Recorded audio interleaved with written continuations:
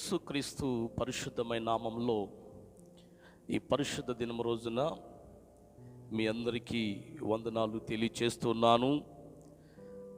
దేవుని యొక్క మహాకృపను బట్టి మరి ఈ విధంగా యూట్యూబ్ ఛానల్ ద్వారా వాక్య పరిచర్య చేయటానికి, మీ అందరితో దేవుని వాక్యాన్ని పంచుకోవటానికి దేవుడిచ్చిన ఆ కృపకై దేవునికి స్తోత్రాలు చెల్లిస్తున్నాను. మరి మన యొక్క ఆర్పిసి సంఘ సభ్యులందరూ కూడా దేవుని సేవకునిగా వందనాలు తెలియచేస్తున్నాను. దయచేసి ఈ సమయంలో మన సంఘ యూత్ వారు శక్తివంతమైన ఆరాధన జరిగిస్తారు.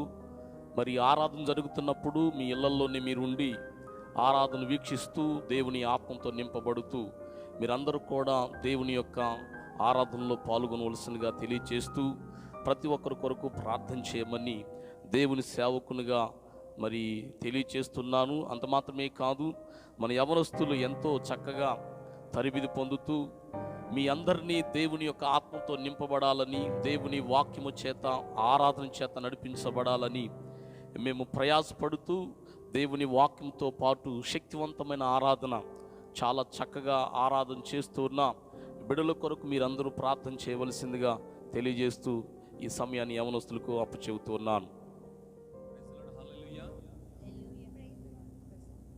Police union church youth fellowship తరఫున మీ అందరికి కూడా ప్రత్యేకమైన వందనాలు తెలియజేస్తున్నాను. మా అందరి తరఫున మీ అందరికి కూడా ప్రత్యేకమైన వందనాలు తెలియజేస్తున్నాను.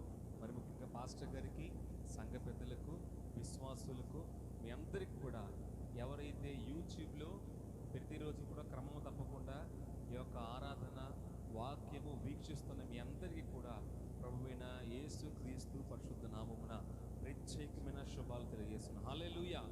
ఈ ఆదివారం సమయమున ఈ యొక్క యూట్యూబ్ ద్వారా మనం దేవుణ్ణి ఆరాధించుకుందాం. ఇంత చక్కటి సౌకర్యాన్ని దేవుడిచ్చినందుకు ముందుగా దేవునికి వందనాలు తెలియజేస్తున్నాను. అది నాతో పాటు ఉన్న చెల్లెలకు, అక్కలకు, తమ్ములకి, అన్నకు అందరికి కూడా మీ అందరికి కూడా మరొకసారి వందనాలు తెలియజేస్తున్నాను. కొద్ది నిమిషాలు అందరూ కళ్ళు మూసుకుందాం. దేవుణ్ణి హృదయపూర్వకంగా దేవుని ఆరాధిద్దాం. దేవుడి వాక్యము చెప్తుంది, దేవుణ్ణి ఆరాధించే విషయంలో పూర్ణాత్మతో, పూర్ణ బలముతో, పూర్ణ హృదయముతో, ఏక మనస్సుతో దేవుణ్ణి ఆరాధించాలంటున్నాడు. కానీ అనేక మంది ఎన్నో ఇబ్బందులు పడుతున్నారు. కానీ దేవుడు మంచి సౌకర్యాలను, మంచి తలాంతులను దేవుడు మనకి ఇచ్చాడు.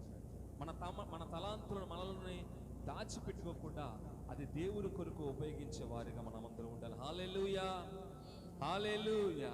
కొద్ది నిమిషాలు దేవునితో మాట్లాడదాం. స్తోత్రం దేవా, నీకే స్తోత్రం తండ్రి ప్రభా, నీకే స్తోత్రం రాజా. హల్లెలూయా.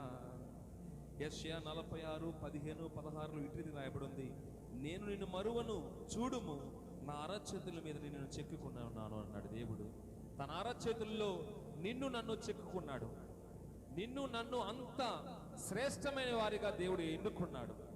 కానీ దేవుడికి మనం ఏమిస్తున్నాము, దేవుడికి మనం ఏమి చెల్లిస్తున్నాము అన్నది ఈ ఉదయకాల సమయంలో మనకి కావాలి. కాబట్టి మనము నీతిమంతులు మనం నమ్ముచున్నాము. కాబట్టి మనం అందరూ కూడా హృదయపూర్వక దేవుని ఆరాధిద్దాం. హల్లెలూయా, నీకే దేవా వందనాలు రాజా. హల్లెలూయా. నీ కృప మా మీద ఉంచండి రాజా, నీ శక్తి మా మీద ఉంచండి. మమ్మల్ని ఇంకలో బలంగా మీరే దీవించమని, ఆశీర్వదించమని ఈ చిన్ని ప్రార్థన అడిగి వేడుకని పొందుకుని ప్రార్థిస్తున్నాం తండ్రి. ఆమేన్, ఆమేన్. స్తోత్రం దేవా. హల్లెలూయా. చూడుము భూమి మీద చీకటి కమ్ముచున్నది,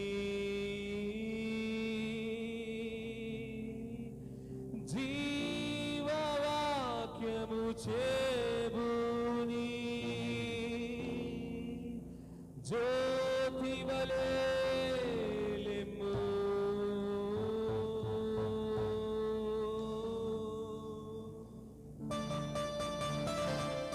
చెప్పగొట్టు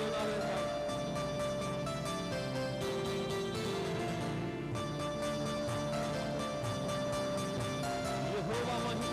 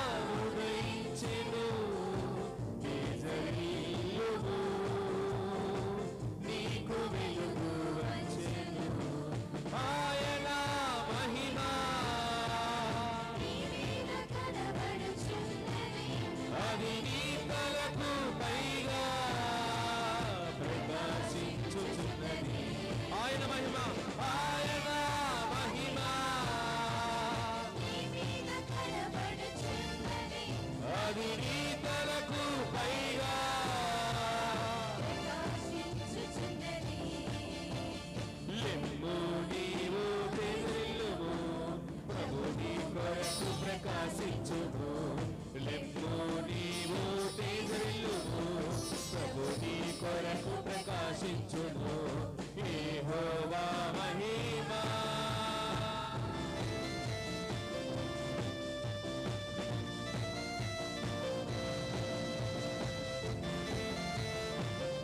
చూడుము భూమి మీద చీకటి కమ్ముచున్నది, జీవవాక్యము చేబూని జ్యోతి వలె. హల్లెలూయా.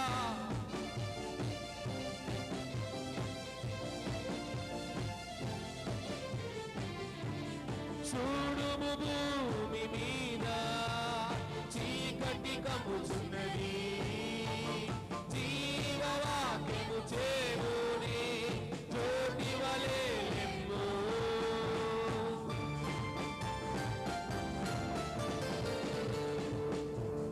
చూడుము భూమి మీద చీకటి కమ్ముచున్నది, జీవవాక్యము చేబూని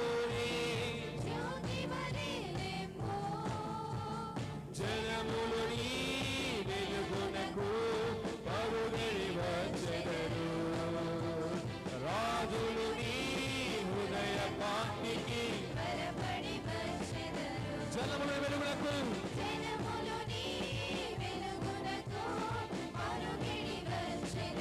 రాజులు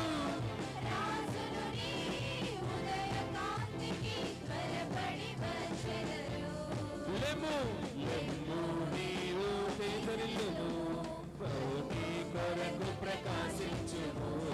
లెమ్ము నీవు తేజరిల్లుము, ప్రభు నీ కొరకు ప్రకాశించుము యెహోవా మహిమ.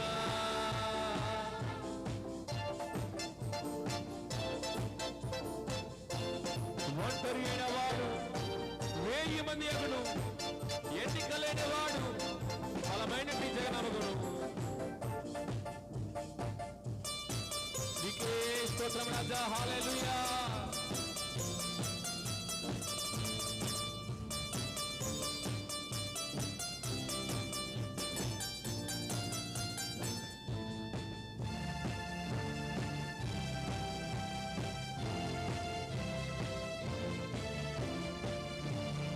ఒంటరి అయిన వాడు 1000 మంది అగును, ఎన్నికలేని వాడు బల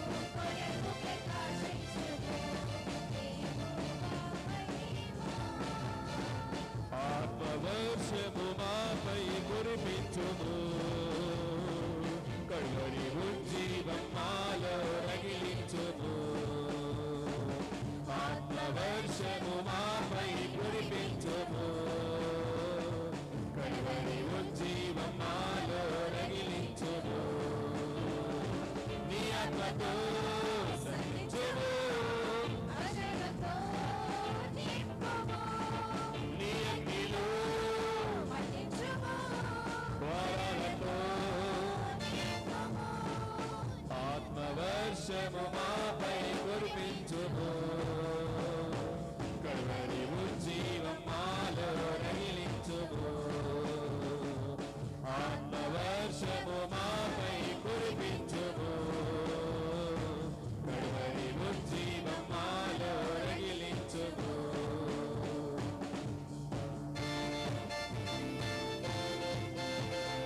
యేసయ్య పెదవులు కాల్చితివి, సేవకు నీవు పిలిచితివి తండ్రి ప్రభువా. మాతో మాట్లాడండి మీ శక్తి చేత, మీ బలము చేత మళ్ళీపడి యేసయ్యా నీకే స్తోత్రం.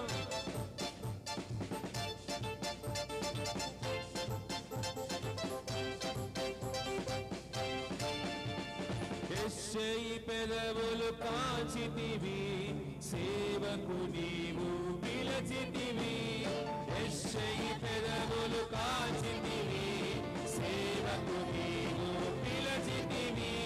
సౌలును పౌలుగా మార్చితివి, ఆత్మనేత్రములు తెరిపితివి.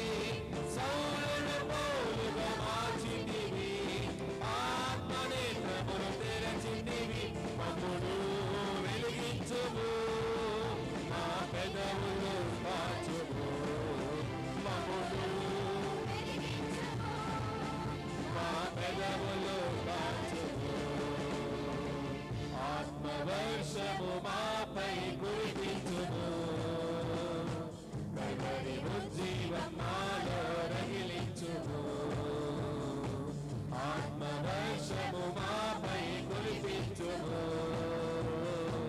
కడవరి ఉజ్జీవం మాలో రగిలించుము. పద్మసు దీవిలో పరవశుడై శక్తిని చూపెను యోహాను. షడ్రకు మేషకు అబేద్నగో వంటి ధైర్యము మాకు దయచేయండి యేసయ్యా. నీకే స్తుతం రాజా, స్తోత్రం.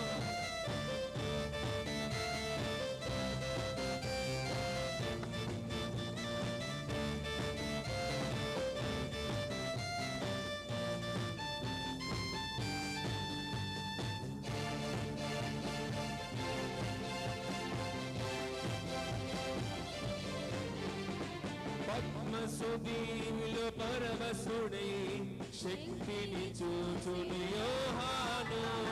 పద్మసు దీవిలో పరవశుడై శక్తిని చూచెను యోహాను. షడ్రకు మేషకు అబేద్నగో ధైర్యముతో నిన్ను సేవించురి. షడ్రకు మేషకు అబేద్నగో ధైర్యముతో నిన్ను సేవించురి. మమ్మును రగిలించుము, మాకు దర్శనమిమ్ము. మమ్మును రగిలించుము, మాకు దర్శనమిమ్ము. ఆత్మవర్షము మాపై కురిపించుము, కడవరి ఉజ్జీవం మాలో రగిలించుము. ఆత్మవర్షం, ఆత్మవర్షము మాపై కురిపించుము తండ్రి. కడవరి ఉజ్జీవం మాలో రగిలించుము. నీ ఆత్మతో, నీ ఆత్మతో సంధించుము, అభిషేకంతో నింపుము. నీ అగ్నితో, మండించుము, వరాలతో నింపుము. అభిషేకంతో నింపుము. నీ అగ్నిలో మండించుము, వరాలతో నింపుము. ఆత్మవర్షము మాపై కురిపించుము. కురిపించుము తండ్రి. కడవరి ఉజ్జీవం మాలో రగిలించుము. ఆత్మవర్షం, ఆత్మవర్షము మాపై కురిపించుము. కడవరి ఉజ్జీవం మాలో రగిలించుము. ఆత్మవర్షము మాపై కురిపించుము, కడవరి ఉజ్జీవం మాలో రగిలించుము. ఆత్మవర్షము మాపై రగిలించును కడవరి ఉజ్జీవం నాలో రగిలించును నీ ఆత్మతో ఖండించును అభిషేకంతో నింపుము నీ అగ్నిలో ఖండించుము వరాలతో నింపుము దేవానికి వందనాలు నీకేస్తున్నది ప్రభా ఆత్మము వర్షాన్ని తని ప్రభా మా అందరి మీద మీరు కురిపించండి ప్రభా నీ ఆత్మతో మమ్మల్ని నడిపించండి నీ ఆజ్ఞతో ప్రభా మమ్మల్ని మండించండి ప్రభా నీకు వారసులుగా నీ రాజ్యములు తండ్రి ప్రభా నీ కుమారులుగా కుమార్తెలుగా మమ్మల్ని నిలబెట్టమని ప్రార్థిస్తున్నాను నీ కృప నిరంతరము మా మీద ఉంచమని యేసు క్రీస్తు పరిశుద్ధాత్మ నామములో అడిగి వేడుకని పొందుకుని ప్రార్థిస్తున్నాము తండ్రి ఆమేన్ ఆమేన్ ఆమేన్ హల్లెలూయా. ప్రభు నామంలో మరొకసారి మీ అందరికీ వందనాలు తెలియజేస్తున్నాను. చక్కటి ఆరాధన మీరు వీక్షించారని నేను నమ్ముతూ ఉన్నాను. ఈ పరిశుద్ధ దినము రోజున దయచేసి మనమందరం కూడా యూట్యూబ్ ఛానల్ ద్వారా వస్తున్న ఈ వాక్య పరిచర్యని మీరు వీక్షించి దేవుని యొక్క దీవెనలు పొందుకోవాలని సేవకునిగా మనసావాచ కోరుకుంటూ ఉన్నాను. మరి ఇప్పటికీ మనము మందిరాలు మూతబడి 2 నెలలు పైబడుతూ ఉంది. ప్రపంచమంతా కూడా సంఘాలు తెరవబడలేదు, ఆరాధన జరగట్లేదు. అక్కడక్కడ చిన్న చిన్న సంఘాలు 5, 6 ఉన్నవాళ్ళు ఉదయాన్నే ప్రార్థన చేసుకొని వెళ్ళిపోతూ ఉన్నారు. కానీ మనకు అలాంటి అవకాశం ఉండదు. ఎందుకంటే మనం కాకినాడ మరి మెయిన్ సిటీలో ఉన్నాం కాబట్టి భానుగుడి సెంటర్లో ఉన్నాం. అదిగాక మంది రిజర్వ్ పోలీస్ చర్చి ఒక బాధ్యత కలిగిన డిపార్ట్మెంట్ కలిగిన చర్చి కాబట్టి మనమందరము సమాజ మందిరంగా కూడుకోలేం.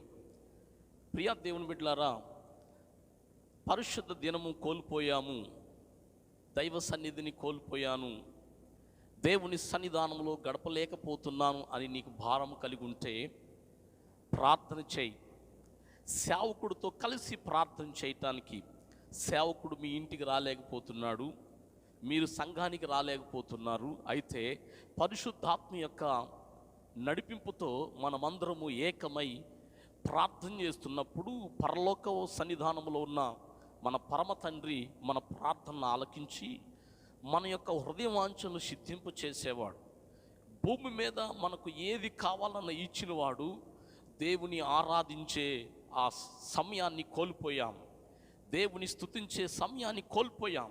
దయచేసి ప్రతి ఒక్కరు కూడా దేవుని వాక్యాన్ని ధ్యానించి దేవుని వాక్యాన్ని వీక్షించవలసిందిగా తెలియజేస్తున్నాను. ఈ సమయంలో మత్తయి సువార్త 10వ అధ్యాయము, మత్తయి సువార్త 10వ అధ్యాయము 4వ వచనం ఒకసారి చదువుకుందాం. 4వ వచనం ఇక్కడ చూసినట్లయితే 4వ వచనం ఒకసారి చూసుకుందాం. కననీయుడైన సీమోను ఆయన్ను అప్పగించిన ఇస్కరియోతు యూద. మనం చూసినట్లయితే ఈ వాక్య భాగంలో కననీయుడైన సీమోన్ యేసు శిష్యుడు. 12 మంది శిష్యులు ఉన్నారు. 12 మందిలో ఒకడు. అసలు ఈ కననీయుడని సీమోని ఎవరు? అపోస్తలుడైన పౌల్లో ఇతన్ని ఎంచబట్టడానికి కారణం ఏంటి? బైబిల్లో సీమోన్లు ఎంతమంది ఉన్నారు ఒకసారి చూసుకుందాం. సీమోను ప్రభు యొక్క సహోదరుడు, కుష్ఠిరోగైన సీమోను,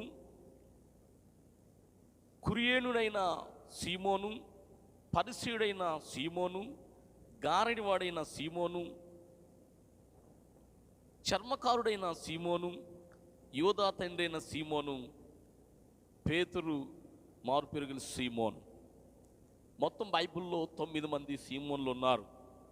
ఈ 9 మందిలో ఆది అపోస్తుల్లో చేర్చబడ్డ ఈ కనీయుడైన సీమోన్, సీమోన్ యొక్క మంచి లక్షణాలు, ప్రత్యేకమైన గుణాలు మనం ఒకసారి చూద్దాం.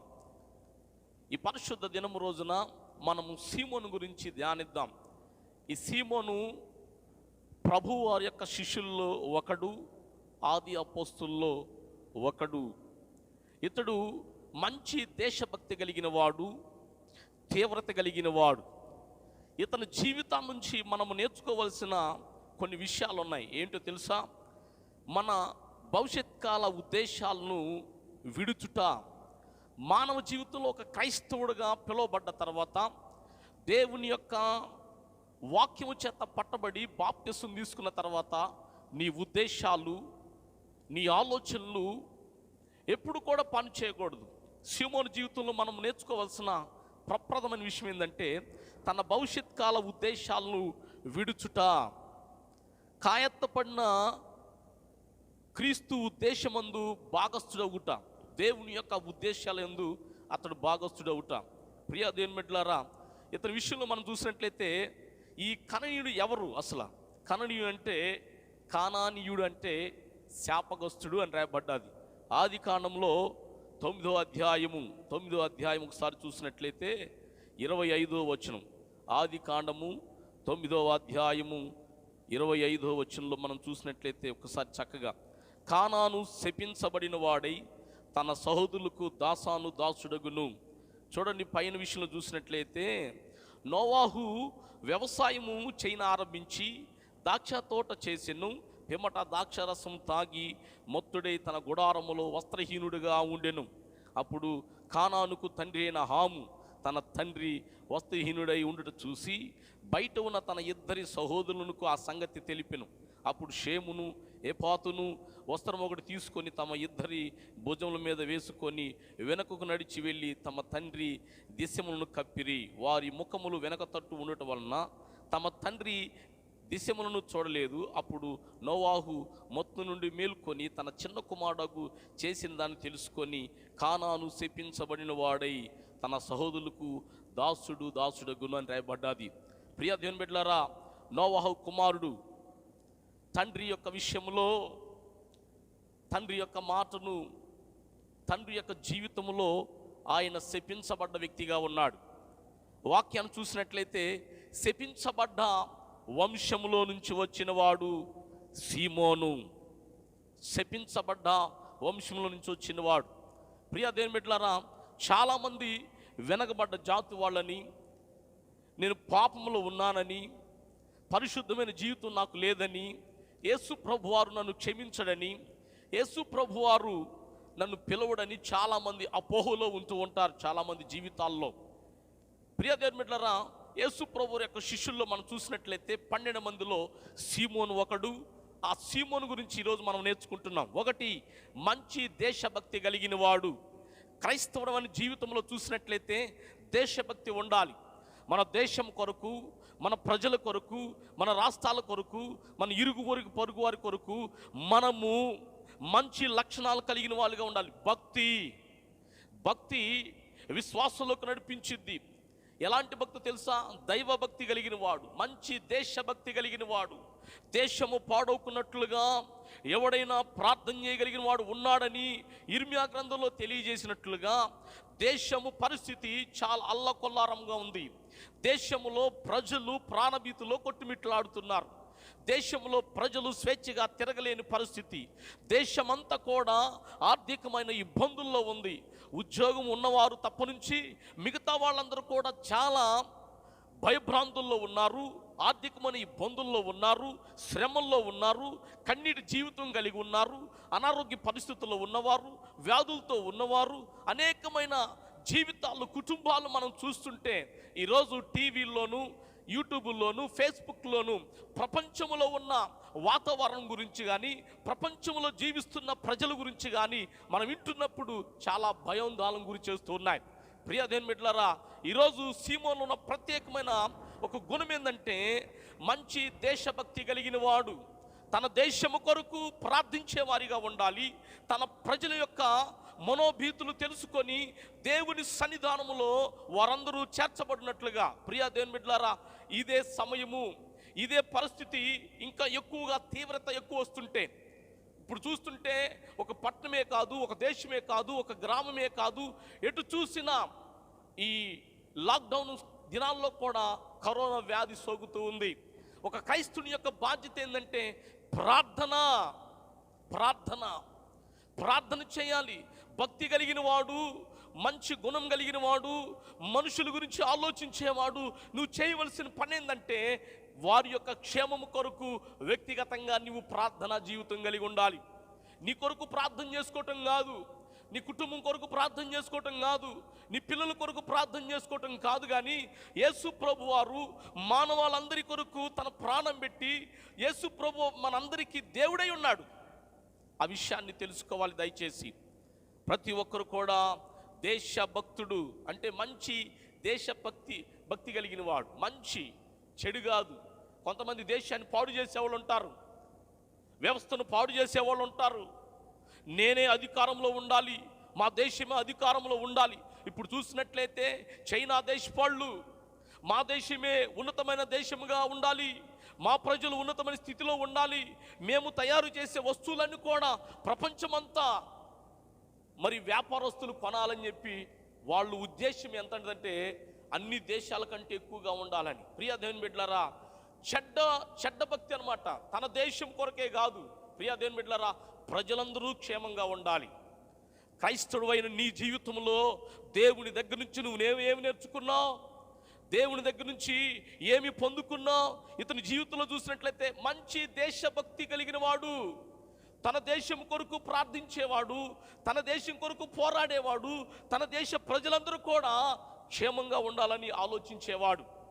దేవుని వాక్యంలో చూసినట్లయితే కననీయుడైన వాడు శాపగ్రస్తుడు అయిన వాడు, పడిపోయిన వాడు, నింద అనుభవించేవాడు యేసు ప్రభువారిలో అపోస్తుల్లో శిష్యుడిగా ఏర్పరచబడి, ఆది అపోస్తులుగా పిలువబడి యేసు ప్రభు వారి దగ్గర నుంచి అధికారం పొందుకొని, అంత మాత్రమే కాదు సువార్తను ప్రకటించేవాడిగా, అంత మాత్రమే కాదు అపోస్తులుగా ముద్రించబడి, అంత మాత్రమే కాదు మేడగది అనుభవం కలిగిన వాడితను.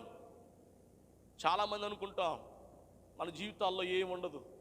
కొంతమంది ఎందుకు బ్రతుకుతారో తెలియదు, ఎందుకు జీవిస్తారో తెలియదు, ఎవరికి ఉపయోగం ఉండరు, కనీసం వారి కుటుంబానికి కూడా ఉపయోగం ఉండరు. దేవుని వాక్యం చూసినట్లయితే ఈ సీమోను మంచి దేశభక్తి కలిగిన వాడు. ఈరోజు నీవెలాంటి భక్తి కలిగి ఉన్నావు? స్వార్థపూరితమైన భక్త్యా, లేకపోతే నీ అంతటి నీవు చేసుకునే భక్త్యా, లేకపోతే నేనే పరిశుద్ధుణ్ణి, నేనే నీతిమంతుణ్ణి, నేనే యథార్థపరుణ్ణి, నేనే అనే ఒక అపోహాల్లో గర్వంతో జీవించే ఒక భక్తిపరుడువా నీవు? నీ భక్తి ఒక సమాజాన్ని కానీ, ఒక కుటుంబాన్ని కానీ, లేకపోతే నీ ప్రాంత ప్రజలను కానీ ప్రభు దగ్గరికి నడిపించగలిగే భక్తి అనేది ఆలోచించు ఒకసారి. ఈ పరిశుద్ధ దినం రోజున ప్రభు మాట్లాడుతూ ఉన్నాడు మనందరితో. ప్రియ దైవ జనాంగమా, ఈరోజు ఇప్పుడుకి చాలా వారాలు అయిపోయింది, మందిరం తెరవబడలేదు. కానీ మన భక్తి క్రైస్తవులందరూ ఏకమై ఐక్యత కలిగి ఉండి ఒక కంఠ స్వరముతో భక్తి యొక్క జీవితాన్ని కొనసాగిస్తూ ప్రభువుకి వినపడేంత వరకు, ప్రభు కనికరించేంత వరకు, ప్రభు ద్వారాలు తెరిచేంత వరకు నీ కంఠ స్వరం వినిపించబడాలి. ప్రభు సన్నిధానంలో మన భక్తి అందరూ క్షేమాన్ని కోరుకునేదిగా ఉండాలి. మార్కు సువార్తలో చూసినట్లయితే 3వ అధ్యాయము 18వ వచనంలో అపోస్తులందరిని పిలిచి ఆయన అధికారం ఇస్తున్నాడు. ఇదిగో దెయ్యాల మీద అధికారము, వ్యాధిగ్రస్తులను బాగు చేసే అధికారము కలిగిన వాడు. ఎంత తీవ్రత కలిగి ఉన్నాడు చూడండి. మనకు తీవ్రత ఉండదు, మెయిన్ ప్రార్థన అనే తీవ్రత, పరిచర్య చేసే తీవ్రత. చూడండి ఆ మార్కు సువార్తలో మనం చూసినట్లయితే ఎంత చక్కగా వాక్యం రాబడింది. మార్కు సువార్త 3వ అధ్యాయము 18వ వచనంలో మనం చూసినట్లయితే, మార్కు సువార్త 3వ అధ్యాయము 18వ వచనం, మార్కు సువార్త 3వ అధ్యాయము 18వ వచనం మనం చూసినట్లయితే చక్కగా ఒకసారి చూడండి. 13 నుంచి చూసుకుందాం. 13వ వచనం మార్కు సువార్త 13 నుంచి. ఆయన కొండ ఎక్కి తనకిష్టమైన వారిని పిలవగా వారు ఆయన ఎద్దుకు వచ్చిరి. వారు తనతో కూడా ఉండునట్లును దెయ్యములు వెళ్ళగొట్టు అధికారం గలవాడై సువార్త ప్రకటించుటకు వారిని పంపవలని ఆయన 12 మందిని నియమించిన వారు ఎవరనగా పేతురును, పేరు పెట్టిన సీమోను, జెబెదయి కుమారుడు యాకోబు, అతని సహోదరుడు యోహాను, వీరందరికీ ఆయన బోయనెర్గెస్సును పేరు పెట్టెను. అలా విధంగా ఆంద్రియా, ఫిలిప్పి, బర్తొలోయమయ, మత్తాయి, తోమా, అల్పాయి కుమారుడు యాకోబు, తద్దయి, కననీయుడైన సీమోను. ప్రియ దేవుని బిడ్డలారా, ఈ వాక్యంలో చూసినట్లయితే ప్రభు పిలిచాడు, పిలిచే గుంపులో ఉన్నాడు. ఇతడు పిలిచే గుంపులో ఉన్నాడు. ఈరోజు క్రైస్తవ జీవితంలో జీవిస్తున్న నీ జీవితంలో ప్రభు పిలిచే గుంపులో ఉన్నావా? ప్రభు నీకు అధికారం ఇచ్చే అనుభవంలో ఉన్నావా? ప్రభువు నీ చేతికి సువార్తను అప్పచెప్పగలిగిన అనుభవంలో ఉన్నావా? ఈరోజు ఈ పరిశుద్ధ దినం రోజున ఒకసారి వాక్యాన్ని లోతుగా ధ్యానిద్దాం, వాక్యాన్ని విందాం. ఇదిగో నేను వస్తున్నాను, బైబిల్ చదువుతున్నాను, వాక్యం చదువుతున్నాను, పాటలు పాడుతున్నాను, లేకపోతే ఇంకో రకంగా అనుకుంటున్నావేమో. ప్రభు పిలిచే గుంపులో ఉన్నావా? ఈ భయంకరమైన దినాల్లో, ఈ భయంకరమైన పరిస్థితుల్లో, రేపు దేవుని యొక్క రాకడ దినాల్లో ప్రభు పిలిచే గుంపులో ఉంటేనే నువ్వు పరలోకానికి వెళ్ళగలుగుతావు. శాపగ్రస్తుడైన గుంపులో ఉన్నవాడు, శాపగ్రస్తుడైన వంశంలో ఉన్నవాడు, దేవుని చేత, తండ్రి చేత శపించబడ్డ గుంపులో ఉన్న ఆ వంశములో నుంచి కననీయుడైన సీమోను అపోస్తులుగా పిలువబడ్డాడు. అంత మాత్రమే కాదు, దేశభక్తి కలిగిన వాడిగా ఉన్నాడు. అంత మాత్రమే కాదు, తీవ్రత కలిగి ఉన్నాడు. దేవుడు నన్ను పిలవాలి, దేవుని యొక్క చేతుల చేత నేను ఆశీర్వదించబడాలి, దేవుని పరిచర్యలో ఉండాలి, దేవుని ఒక్క వరాలతో నింపబడాలని తీవ్రత కలిగి ఉన్నాడు. తీవ్రత. ఒక క్రైస్తవ జనాంగమా, ఈరోజు వాక్యం వింటున్న నీ జీవితంలో ఏ తీవ్రత కలిగి ఉన్నా? లోకమాలిన్యమైన తీవ్రత, లేకపోతే లోకములో ఉన్న చీకటనే తీవ్రత, లేకపోతే పరిశుద్ధ సన్నిధానములో ప్రభు యొక్క అభిషేకంతో నింపగలిగిన తీవ్రత, ఏ తీవ్రత కలిగి ఉన్నా? సీమోను జీవితంలో మనం చూసినట్లయితే దెయ్యాలను ఎల్లగొట్టే తీవ్రత కలిగిన వాడు. అంత మాత్రమే కాదు, అనేక మందిని బాగు చేయగలిగిన తీవ్రత కలిగిన వాడు. దేవుడు శాస్త్రాలతో పిలిచిన గుంపులో ఉన్నాడు. అక్కడ చూడండి ఒకసారి, ఆయన కొండ ఎక్కి తనకి ఇష్టమైన వారిని పిలవగా, ఇష్టమైన వారిని పిలుస్తాడు. ఎవరిని పెడితే వాళ్ళని పిలవరు, ఎవరిని పెడితే వాళ్ళు పిలవరు. దేవుడు నన్ను పిలిచాడు అని చెబుతారు కొంతమంది. ఏమీ లేదు, ఆయన పిలువబడ్డ వాళ్ళు శ్రమలోను, కష్టములోను, వేదంలోను, నిందల్లోను, అవమానాల్లోనూ నడిపించబడతారు. తర్వాత సువర్ణంగా వాళ్ళు మార్చబడతారు. సీమోను జీవితంలో చూసినట్లయితే తీవ్రత, ప్రభు పరిచర్యలో తీవ్రత, ప్రార్థనలో తీవ్రత. నువ్వే తీవ్రత కలిగి ఉన్నావు? నీ కుటుంబము ఇంకా మారు మనసు పొందకుండా ఉందే, నీ కుటుంబ జీవితంలో దేవుని యొక్క వెలుగు లేకుండా ఉందే, నీ బిడ్డలు మారు మనసు పొందకున్నారే, నీకు తీవ్రత ఉన్నదా? ఒక పక్క నుంచి దేశము నాశనమైపోతుంది, ఒక పక్క నుంచి ప్రజల మధ్య ఆప్యాయత అనురాగాలు కరువైపోతున్నాయి. కానీ ప్రభు ప్రేమకు దగ్గర చేయగలిగిన తీవ్రత కలిగి ఉన్నావా? ఏ తీవ్రత కలిగి ఉన్నావు? ఆలోచించండి ఒకసారి. తీవ్రత. ప్రియ దేవుని బిడ్డలారా, అధికారము, అపవాది మీద అధికారము, లోకనాథుని మీద అధికారము, లోక క్రియల మీద అధికారము ఒక భక్తుడు, ఒక క్రైస్తవుడు సంపాదించుకోవాల్సి ఏందో తెలుసా? ఈరోజు అధికారం. సంఘానికి వచ్చేవాళ్ళు తాగుబోతులుగా ఉన్నారు, సంఘానికి వచ్చేవాళ్ళు వ్యభిచారం చేసేవాళ్ళు ఉన్నారు, అబద్ధాలు ఆడేవాళ్ళు, దొంగతనం చేసేవాళ్ళు, కుటుంబాలను పతనం చేసేవాళ్ళు ఉన్నారు. వాళ్ళకి ఎలా అధికారం వస్తుంది? అధికారం ఎవరికి ఇస్తాడో తెలుసా? దేవుడు ఇష్టమైన వాళ్ళకి, దేవుడు పిలువబడ్డ వాళ్ళకి, దేవుని పరిచర్య కొరకు ఎన్నుకోబడ్డ వాళ్ళకి ఆయన అధికారం ఇస్తాడు. ఆ అధికారాన్ని బట్టి సమాజంలో ఉన్న ప్రజలు నెమ్మదపరచబడతారు, సమాధానపరచబడతారు, అనేకమైన రోగాలతో ఉన్నవారు స్వస్థపరచబడతారు. దేవుడిచ్చే అధికారం ఎందుకు తెలుసా? గర్వంతో, అహంభావంతో కూడిన అధికారం కాదు. ప్రజలందరూ సంతోషంగా ఉండగలిగిన అధికారము, ప్రజలందరూ ఆనందంగా ఉండగలిగిన అధికారము దేవుడిస్తాడు. ఆ అధికారం కలిగిన వాడు సీమోను. సీమోను గురించి పరిశుద్ధ గ్రంథములో అపోస్తలులందరి పేరులో లిఖించబడింది. కానీ ఆయన దేశభక్తి కలిగిన వాడు, రెండోది తీవ్రత కలిగిన వాడు, మూడోది పిలువబడ్డ గుంపులో ఉన్నాడు, 4 అధికారము కలిగిన వాడు. అధికారం కలిగిన వాడు. ప్రియ దేవుని బిడ్డలారా, ఒకసారి ఆలోచించండి. ఈ అధికారం ఎలా వచ్చింది తెలుసా? భవిష్యత్తులో తన ఉద్దేశాలన్నింటినీ విడిచిపెట్టాడు. ఒక ఉన్నతమైన వ్యక్తిగా ఎదగాలంటే, ఒక ఉన్నతమైన సాక్ష్యం కలిగి ఉండాలంటే, ఉన్నతమైన ప్రార్థన జీవితం కలిగి ఉండాలంటే మొదట నీ ఉద్దేశాలు, నీ ఆలోచనలన్నిటినీ సమాధి చేయబడాలి. సమాధి చేయబడకుండా దేవుని యొక్క ప్రేమ నీలో తెలియపరచబడదు. సమాధి చేయబడకుండా దేవుని యొక్క ఉద్దేశాలు నీ ఎడల వెళ్ళపరచబడలేవు. మొదట నీ శారీరకమైన ఉద్దేశాలు, లోక సంబంధమైన తలంపులు, లోక సంబంధమైన నడిపింపు, లోక సంబంధమైన ఉద్దేశాలన్నీ నువ్వు సమాధి చేయబడితే పరలోకం నుండి పరిశుద్ధుడైన తండ్రి యొక్క ఉద్దేశాలు నీలో బయలుపరచబడతాయి. ఆ విధంగా ఉండాలి.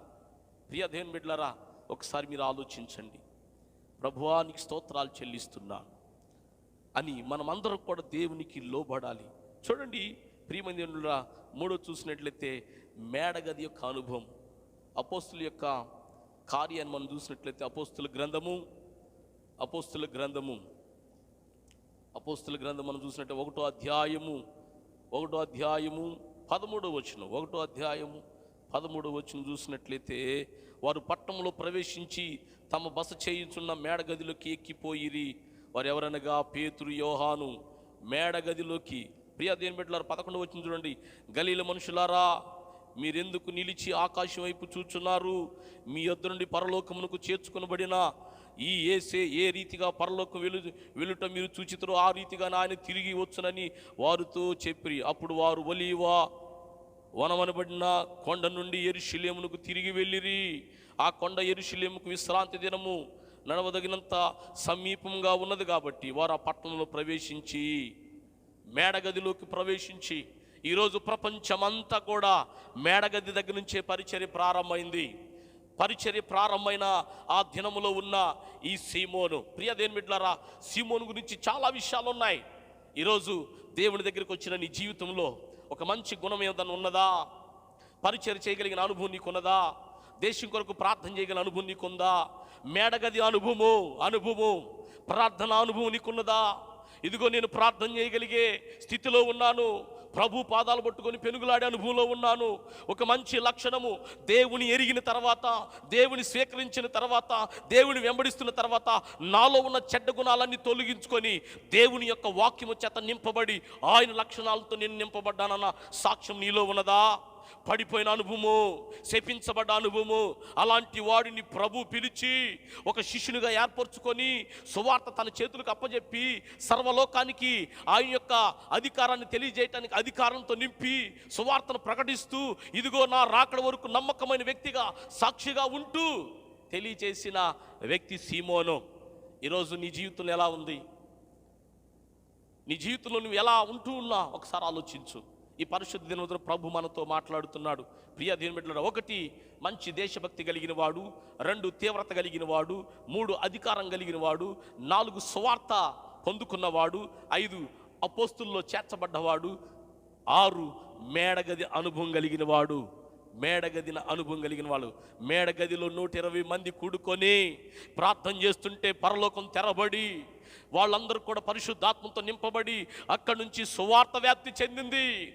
ఇదిగో రేపు దేవుడు రానయ్యే దినాల్లో దేవుడు మనకిచ్చిన ఆ స్వాస్థ్యము, ఆయన కల్వరి సిలువలో మరణించి మనందరినీ ఏర్పరచుకొని మనందరినీ పరిశుద్ధ రక్తంతో నింపి ఈరోజు క్రైస్తవ జనాంగంగా నిలిపిన ఆయన వచ్చిన ఆ దినాల్లో నువ్వు ఎలాంటి లక్షణం కలిగి ఉన్నావు?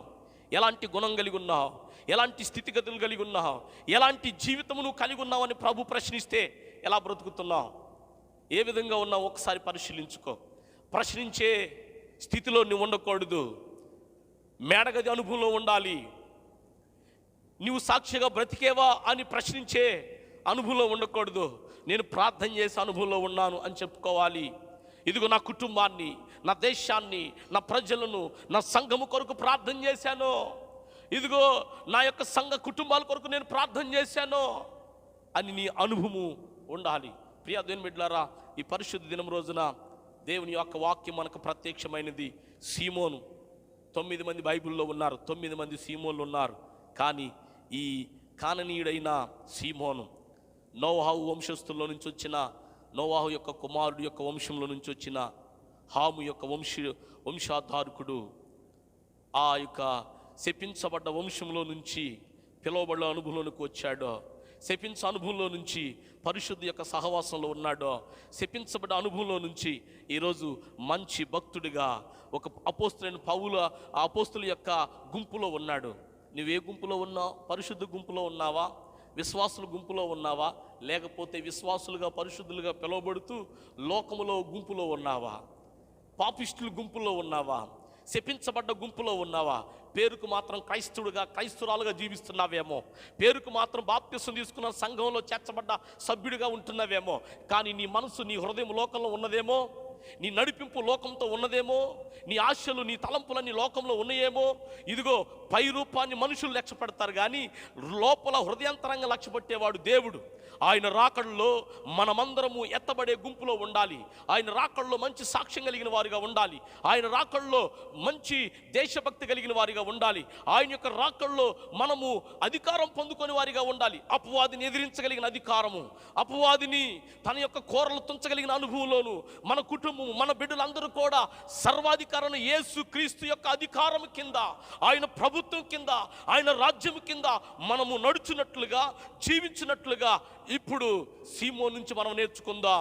మన ఉద్దేశాలన్నీ విడిచిపెడదాం, మన తలంపులన్నీ విడిచిపెట్టి సీమోను లాగా తన యొక్క ఉన్నతమైన స్థితి కలిగిన వాడిగా జీవించాలని దైవ సేవకుడిగా తెలియజేస్తూ నా మాటలు నేను ముగిస్తున్నాను. ప్రార్థన చేసుకున్నాను. తల్ల వంచినట్లయితే పరిశుద్ధుడైన దేవా, నీకు వందనాలు, స్తోత్రాలు చెల్లిస్తున్నాను. ఈ పరిశుద్ధ దినం రోజున ప్రభువా, మీరు మాతో మాట్లాడిన మాటను బట్టి నీకు వందనాలు. సీమోను మంచి దేశభక్తి కలిగిన వాడు, తీవ్రత కలిగిన వాడు, ప్రార్థనాపరుడు, మేడగది అనుభవం కలిగిన వాడు. దేవా, సహాయం దయచేయండి. మా సంఘానికి అలాంటి అనుభవాలు మీరు అనుగ్రహించండి. క్రైస్తవులకు అలాంటి అనుభవాలు మీరు దయచేయండి. ఇదిగో లోకము అంతా కూడా ఒక పక్క కాలిపోతూ ఉంది నాయన, నీ కృప చూపించండి ప్రభువా. ద్వారాలు తెరవండి. సమాజ మందిరంగా మేము కూడుకొని నిన్ను స్తుతించే దినాన్ని మాకు దయచేయండి. మా సంఘాన్ని, సంఘ కమిటీ వారిని బట్టి నాయన, ఇదిగో తండ్రి, స్త్రీల సమాజం వారిని బట్టి ప్రార్థన చేస్తున్నాం. దేశం కొరకు ప్రార్థన చేస్తున్నాం. నాయకుల కొరకు ప్రార్థన చేస్తున్నాం. ఇదిగో తండ్రి, పోలీస్ డిపార్ట్మెంట్ వారి కొరకు ప్రార్థన చేస్తున్నాం. కలెక్టర్ల కొరకు ప్రార్థన చేస్తున్నాం. ఇదిగో తండ్రి, డాక్టర్ల కొరకు ప్రార్థన చేస్తున్నాం. నర్సుల కొరకు ప్రార్థన చేస్తున్నాం. ఈ కరోనా వైరస్తో తండ్రి బాధపడుతున్న ప్రతి ఒక్క అయ్యా తండ్రి వ్యక్తి కొరకు ప్రార్థన చేస్తున్నాం. విడుదల కలిగించండి, స్వస్థతను దయచేయండి. మీరు మాత్రమే విడుదల కలిగించే దేవుడు ప్రభువా. మీరు మాత్రమే స్వస్థపరిచే దేవుడు ప్రభువా. మీరు మాత్రమే తండ్రి దేశమును, రాష్ట్రాలను, ప్రజలను నెమ్మదిపరిచేవాళ్ళు ప్రభువా. ఈ వ్యాధి నుంచి విడిపించగలిగిన దేవుడు నజరేయుడైన యేసు క్రీస్తు వారు మాత్రమే ప్రభువా. ప్రార్థన చేస్తున్నా, మా యొక్క ఆర్పిసి సంఘాన్ని దీవించండి. నీ యొక్క తండ్రి కృపతో నింపండి, నీ మేలులతో నింపండి. ప్రార్థన అనుభవంలోను, ఇదిగో తండ్రి తీవ్రత కలిగిన అనుభవంలోను అయ్యా సంఘాన్ని నడిపించమని ప్రార్థన చేస్తూ నీ కృపలో బలపరిచి రానున్న దినాల్లో మేమందరము కూడుకొని విశ్వాసంతో నీ స్తుతించే దినాన్ని మాకు అనుగ్రహించబోతున్నందుకు ప్రత్యేకంగా ఆయన నీ స్తోత్రాలు చెల్లించుకుంటూ యేసు పరిశుద్ధమైన నామములో అడిగి వేడుకుంటున్నాం తండ్రి, ఆమేన్. ప్రభు అయిన యేసుక్రీస్తు నామములో మరొకసారి మీ అందరికీ వందనాలు తెలియజేస్తున్నామండి.